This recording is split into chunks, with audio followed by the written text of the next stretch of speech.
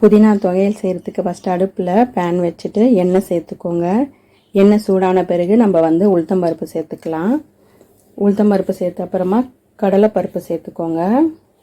ரொம்ப கம்மி இன்க்ரீடியன்ஸ் தாங்க இது செய்கிறதுக்கு, ரொம்ப ஈஸியாகவும் செஞ்சிடலாம். இது கொஞ்சம் ப்ரௌன் ஆகணுங்க, அப்போ தான் நல்லாயிருக்கும். இங்கே பாருங்கள் ப்ரௌன் ஆகிடுச்சு. இப்போ பூண்டு 3 பல் சேர்த்துக்கோங்க, தோல் உரித்த பூண்டு. இதில் சின்ன அளவில் புளி சேர்த்துக்கோங்க. காரத்துக்காக 3 காஞ்ச மிளகாய் சேர்த்துருக்கேன் நான். இந்த அளவே போதுங்க, ஏன்னா குழந்தைங்க சாப்பிடுவாங்க. அப்படின்னா ரொம்ப அதிகமாக காஞ்ச மிளகாய் போட்டோம் அப்படின்னா ரொம்ப உரப்பாக இருக்கும். அதனால தான் இதையுமே நல்லா வதக்கி விட்டுக்கோங்க. இப்போ வதங்கின பிறகு நம்ம புதினா சேர்த்துக்கலாம். நான் ஒரு மீடியம் சைஸ் அளவு இருக்க கட்டு எடுத்திருக்கேங்க. புதினா நல்லா அலசிட்டு சேர்த்துக்கோங்க.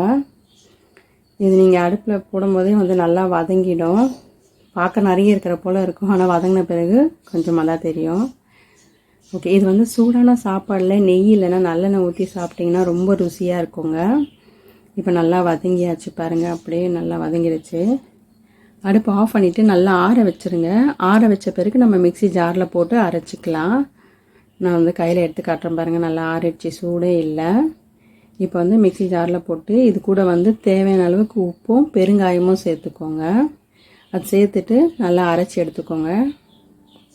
கொஞ்சமாக தண்ணி விட்டு, அதாவது கொஞ்சம் கெட்டி பதத்தில் இருக்கணும். நல்லா அரைச்சி எடுத்து பாருங்கள்.